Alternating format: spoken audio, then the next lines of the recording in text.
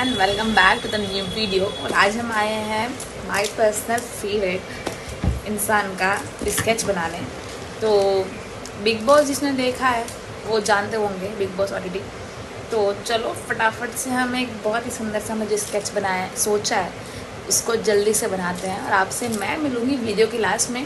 और ये पोर्ट्रेट भी हम बनाने वाले हैं हमारी टंडन चारकोल से। तो चलो शुरू करते हैं और आपसे मिलते हैं वीडियो की लास्ट में।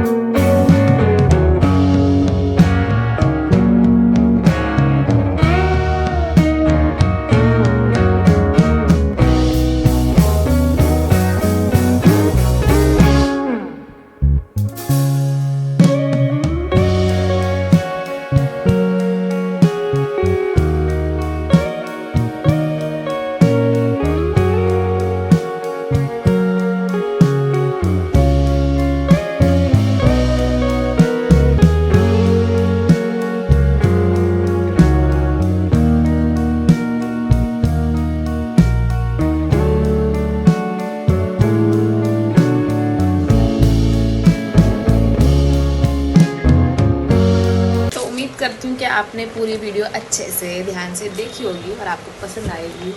एंड टन मुझे तो बहुत अच्छा लग रहा है, आपको कैसा लग रहा है आप मुझे बताना। और इस सीज़न में आपका फेवरेट कौन था, आप किसकी साइड थे?